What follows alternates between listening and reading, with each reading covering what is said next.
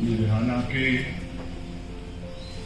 और दूसरे उन शहरों के जिन्होंने इस सेमिनार के लिए एक एक दरवाजा खटखटाया, एक एक बच्चे से बात की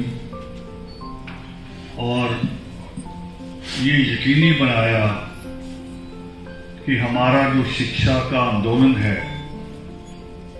वो हर उस घर तक जाना चाहिए जहां शिक्षा की बात नहीं हो रही। उन सभी साथियों का बहुत बहुत धन्यवाद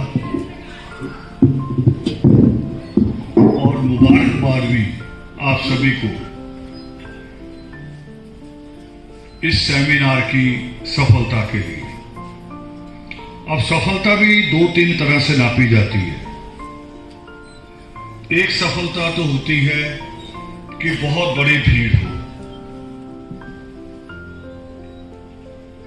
और भीड़ हो मगर उनका ध्यान आपकी तरफ हो ही ना,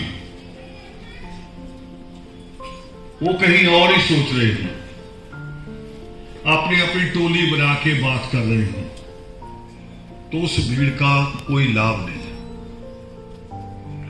मगर यहां हॉल को भरा, ये सफलता तो है। दूसरा प्रबंध होता है। हमारे साथियों ने बहुत अच्छे प्रबंध के साथ प्रबंध सुबह से लेके बल्कि कल दिन में ये सारा हॉल सजाया गया और आज इसको किस तरह से संचालित करना है वो सारा प्रबंध भी बढ़िया था। मगर सबसे बड़ी सफलता होती है कि हम कहते हैं कि हमें 20 साल हो गए, 15 साल हो गए सेमिनार करते हुए। सफलता ये होती है और इस तरह से नापी जाएगी कि उसका परिणाम क्या है, इतने सालों में उसका क्या परिणाम मिला। ललन जी ने एक बात कही यहां कि मुझे सुनने के बाद ऐसा लगा, बच्चों को सुनने के बाद, कि हमें उधर होना चाहिए था और बच्चों को इधर होना चाहिए था। याद है ये बात कि ललन जी ने कही, और हमारा संकल्प है, इसको भी याद करो कि हमने एक दिन आउटपुट दिखानी है कि कम से कम 400-500 अधिकारी, जैसे यहां सपना बोल रही थी कि मैं डी क्लास की ऑफिसर हूं, उससे भी बड़े अधिकारी वो मंच पे बैठे हो और नीचे आप सब लोग, हम सारे लोग नीचे बैठे हो। एक ये सफलता है। और दूसरा, इसमें जो अभी पूर्वानंद जी कह रहे थे कि बोलने का अधिकार, अब देखो कैसे कैसे बच्चे बोले यहां के। मैं कहा करता था आप लोगों को योगामृत में कि सबसे खतरनाक जीव कौन सा होता है, याद है? सबसे खतरनाक जीव, बच्चे तो देखते हैं टीवी में डायनासोर, एनाकोंडा, है ना, मगर सबसे खतरनाक जीव है कौन? बोल दो अगर याद है। रिश्तेदार। कौन? रिश्तेदार। और यहां बेटी ने आके कहा कि रिश्तेदारों से बचो। ये बेबाकी आना भी सेमिनार की सफलता है। ये बेबाकी आनी, और पता नहीं, अब तो ये सोशल मीडिया है, पता नहीं किसके मोबाइल से कब ये बात उसी रिश्तेदार तक पहुंच जाए। यकीनी है ना, होता है। तो उस तरह से भी आपका ये सेमिनार, कि किस तरह के बच्चे यहां आके बोले, उस तरह से भी बहुत सफल सेमिनार है। अब दूसरी बात, जो बात यहां पर चेता ने आज रखी, उसका शायद 25% हिस्सा भी उसने कभी मेरे तक आने नहीं दिया। उसकी मां बैठी है, मगर यहां उसने 100% बोल दिया। हमारे सामने आया होता तो शायद परिणाम कुछ और होते। मगर फिर एक बात और कहूंगा आपको कि जब शिक्षा की तरफ बढ़ना है, मैंने एक आर्टिकल लिखा था कि अगर हम दंगा करने चले जाएं और ईंट इकट्ठी की हो इमारत बनाने के लिए और रोड पे जाके सारी ईंट चला दें, तो बचेगा क्या? इमारत बनेगी और ईंट बचेगी? ना ईंट बचेगी ना इमारत बचेगी। इसमें भी शायद प्रचेता ने सोचा हो या उसकी मां ने कहा हो, मैं उसको दूसरी तरह से कह रहा हूं अपनी समझ से, कि कीचड़ में तो उतरना पड़ेगा, मगर कीचड़ हो जिसके 4 कदम आगे जाकर आप अपने पांव धो ले, वो दलदल ना हो। अगर दलदल हो तो फिर विरोध करना पड़ेगा, उसका हल निकालना पड़ेगा, उसका हल निकालना पड़ेगा। और बाबा साहब ने कहा है कि शिक्षित होने के बाद भी आपकी समस्या का हल पूरा नहीं है। क्या कहा बाबा साहब अम्बेडकर ने? पहला नारा क्या दिया? शिक्षित हो। दूसरा, संगठित हो। अब संगठित को भी समझते नहीं है लोग। और तीसरा उसके बाद क्या कहा? तीसरा कहा कि संघर्ष करना पड़ेगा। करो संघर्ष। शिक्षित होके संगठित, आप संगठित को भी समझ लीजिए। संगठित किसी संगठन के नाम से, किसी बैनर के नाम से, किसी झंडे के नीचे इकट्ठा होना संगठन नहीं है। संगठन होता है जहां हमारे विचार एक, सम विचारों के लोगों का गठन, वो होता है संगठन। जिनके विचार एक, जिनकी सोच एक हो, और फिर वो इकट्ठा हो जाते हैं, उनको तोड़ नहीं सकता कोई जिनके विचार एक हो। मेंबर बड़ों को तोड़ सकता है। आप अभी जाओ किसी शहर में, 2-4 अच्छे लोग मिल जाएं, अच्छे से मतलब उनका शायद खानदान बड़ा हो, आपको रिलेटिव के खानदान में गुंडे बहुत है या इनके पास पैसा बहुत है, और वो आपसे जुड़ जाए और आप उसको कहो कि जी आदर्श के अध्यक्ष आप हैं। यहां किसी शहर में भी, मुरादाबाद हो, बरेली हो, रामपुर हो, कोई शहर भी हो, आप बना दो और दूसरा आदमी उसे आके कहे कि ये तो आपको अध्यक्ष बना गए इस शहर का, मैं जिले का बनाता हूं, वो रहेगा आपके पास? रहेगा? नहीं रहेगा। और अगर विचार से जुड़ा होगा तो उसे तो तोड़ेगा? तोड़ नहीं सकता, उसे नहीं तोड़ पाएगा। तो संगठन का अर्थ होता है अच्छे विचारों का होना। दूसरा, हम कहते हैं कि लुधियाना का सेमिनार ये राष्ट्रीय स्तर का होता है। आज यहां JNK से भी लोग आए हैं, हरियाणा से भी लोग आए हैं, हिमाचल से भी लोग आए हैं, उत्तर प्रदेश से भी आए हैं, यानी सब जगह से लोग यहां आए। और बच्चे बोले भी, बच्चे तो बाद में बोलते हैं, अपना अपना नाम पेश करते हैं, मगर हमने मंच किसे दिया चलाने के लिए? उत्तर प्रदेश लखनऊ से आए हुए तुषार कक्षक को। और दूसरा किसे चुना? फिरोजपुर की बेटी कमला कैक्सी, उसे राष्ट्रीय रूप दिया। ये नहीं कि लुधियाना कर रहा है तो लुधियाना के बच्चे उसको चलाएंगे, यही एकाधिकार रहेगा, वो नहीं। हमने हर जगह एक लीडरशिप पैदा करनी, ये भी तरीका लीडरशिप पैदा करने का। यहां जो बोलने आता वो भी, जो यहां संचालन करता वो भी। तो उस तरीके से भी हम इसका लाभ उठाते हैं। और दूसरा, इसमें एक सवाल आया था मेरे पास सेमिनार को लेके थोड़ा समय पहले, कि लोग कहते हैं एक सेमिनार हो जाता है और उसके बाद साल भर हमें कोई फॉलो नहीं करता। ये आलसी लोगों का, नालायक लोगों की सोच है। ये सारे टीचर बैठे हैं और पहले भी आते रहे हैं और टीचर दूसरे भी रिपीट होते हैं। यहां आने वाले किसी टीचर ने नहीं कहा होगा, आप सबको कह रहा हूं दावे से, कि आप मेरे से बात नहीं कर सकते।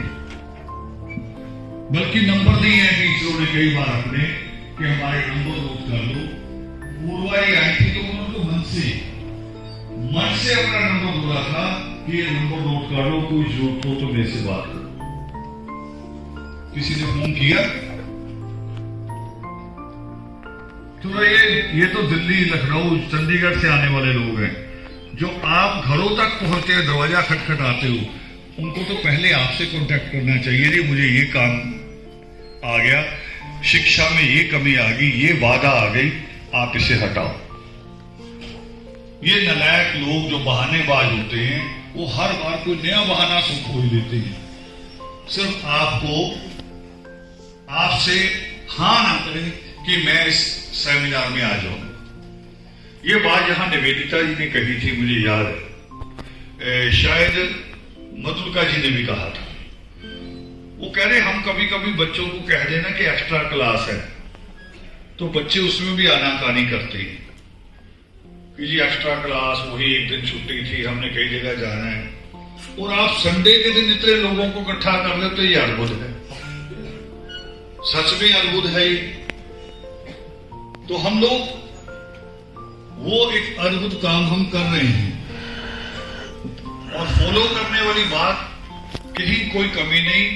जो बच्चे परिणाम दे रहे हैं, एक बच्चे ने यहां आके बोला मानसा से कि वो नशे में चला गया था और खुद ही उसने कहा कि जब आपकी दिशा मुझे ग्रहण हुई, आपके यहां से मुझे मार्गदर्शन मिला, तो मैंने अपने आप को वापस ले लिया। और ये भी हमें कई बार ज्ञान दिया जाता है। मैंने एक बात सीखी बहुत साल पहले, मुझे न्यूज का अर्थ नहीं पता था, न्यूज किसे कहते हैं। हाँ, एक अर्थ पता था जो किताबों में पढ़ाया गया था कि ये नॉर्थ, ईस्ट, वेस्ट और साउथ लिखा हुआ है, मगर उसका प्रॉपर अर्थ नहीं पता था। तो प्रॉपर अर्थ मुझे बताया गया कि न्यूज वो होती जब उसको आप चारों तरफ से खंगाल लें, सारे पक्षों को देख लें, हर तरीके से, हर एंगल से समझ लें, तब वो न्यूज बनती है। हमारा नजरिया एक ही तरफ था कि ये ऐसे, मगर हाथ तो इधर भी है ना, इधर वाला भी कुछ और है, इसे भी देखना पड़ेगा। तो वो सोच व्यापक होगी जब मुझे ये समझ में आया कि न्यूज तो वो होती है जो सारे पक्षों को, सारे हालातों को, उसकी पृष्ठभूमि को भी पूरी तरह से समझ ले, फिर असल में न्यूज बनती है।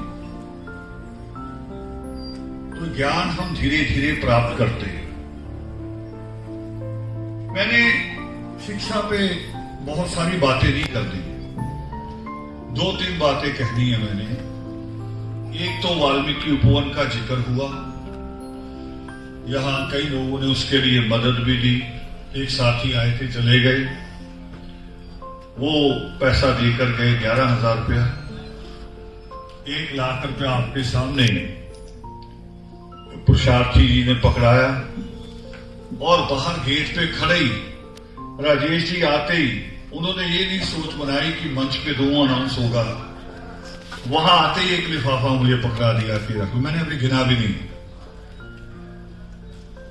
मगर ये है क्या, मैंने अपने इन दोस्तों को भी क्लियर करना है जो मेरे एक फोन पे, हम इनको कोई पैसा नहीं देते, आज तक कोई एक नया पैसा पे नहीं किया। नहीं तो सेमिनार में स्पीच करने का भी पैसा मिलता और मुझे भी मिलता रहा है, इसलिए पता है मुझे। फिर ये क्यों आ जाते हैं, इसलिए मुझे इनको आगे साफ करना जरूरी है। वाल्मीकि उपवन में साथ में एक लाइब्रेरी और रिसर्च सेंटर बन रहा है, 200 सीट का हॉल बना रहे हैं। और ये जिससे मैंने आते ही बात भी की इनसे, ये कह रहे जी ये सेमिनार बहुत बढ़िया। मैं कह नहीं, वहां जो करेंगे वो इससे ज्यादा बढ़िया होगा। वो किसके लिए करना है, वहां आपको नहीं बुलाएंगे। वो वहां जो आसपास गांव है, 200 गांव, उनको कांटेक्ट में लेंगे। मैंने जो पिछले 8-9 महीनों में वहां बैठ के जो नोट किया कि वहां बच्चे जो है 2 हिस्सों में बटे हुए सब जगह होते हैं। लड़के तो पढ़ते ही नहीं है। एक पंजाब को नशा खा रहा है, और जो नशे में नहीं है वो अपने खेती बाड़ी में अपने कामों में लग जाते हैं। और लड़कियां पढ़ती है मगर उनको इजाजत है, उनके लिए एक बाउंड्री लाइन है। बाउंड्री लाइन क्या है, LOC, कि जहां तक आपका गांव का स्कूल है ना, जहां तक गांव के अंदर जो स्कूल है, अगर वो 8वीं तक है तो आपकी सीमा 8वीं तक। अगर वो 10वीं क्लास तक का है, 10th तक, तो आप 10th तक जा सकते हैं। और +2 है तो +2, इससे आगे तो है ही नहीं। मैंने उन लड़कियों से, जितनी लड़कियों से बात की, तो अब क्या कर रहे हो मैंने पूछा। बैठे उस आसपास के एरिया के लोग बैठे हैं बीच में, तो एक ही जवाब, सारी लड़कियों के पास एक जवाब सीधा सिंपल, कि जी मैंने सिलाई का कोर्स शुरू कर दिया। तो मेरे पास भी, अब मैंने भी एक ही जवाब पकड़ रखा है। सवाल ही है, मैंने कहा जो कपड़ा पहन रखा है सिलाया हुआ कि रेडीमेड? कह रहे रेडीमेड। तो मैंने कहा तुम्हारी सिलाई काम किसके आएगी? खुद रेडीमेड और सिलाई सीख रही हो, तुम्हारी मां ने भी सीखी होगी, काम आई। अब सिलाई कर रही है कि गोहा कूड़ा उठा रही है? कह रही जी गोहा ही उठा रही है, गोबर उठा रही है। वो वाल्मीकि उपवन पे साल में एक बार नहीं, हर 2 महीने बाद हम कोशिश करेंगे कि आसपास के 10 गांव को कांटेक्ट में लें, वहां के 200 बच्चों को बुलाएं, उनके माँ बाप को साथ में बुलाएं, और साथ में हमारे बीच में ऐसे स्पीकर हो, ऐसे मार्गदर्शन हो जो उनको गाइड कर सके। नवप्रीत कौर का नाम मैंने ललित जी आपसे कहा कि ऐसी जगह हमें जरूरत पड़ेगी, ऐसी जगह जरूरत पड़ेगी कि अब वहां पूर्वा जी आए, उन बेटियों से, उनके माँ बाप से बात करें। हमने उस बैरिकेड को तोड़ना है, और इसीलिए मैंने एक यहां बोर्ड लगाया है कि रास्ते के रोड़े हटाने हैं, बाधाएं हटानी है। मगर अभी एक नया रवाज चल गया है, ये जो आ गया ना सोशल मीडिया, इसने बड़ा दिमाग खराब कर दिया बच्चों। सब विद्वान हो गए हैं, और इनके आगे खड़े खड़े हमें लगता हम तो बिल्कुल अनपढ़ हैं। इतना ज्ञान हो गया इनके पास कि हमें लगता है कि पता नहीं हमारा युग ही नहीं रहा। हम अकबर के युग के हैं, ये मोदी के युग के हैं। इतना ज्ञान आ गया है, हर परंपरा के खिलाफ, हर चीज के खिलाफ हमें बड़े तरीके से समझाते हैं।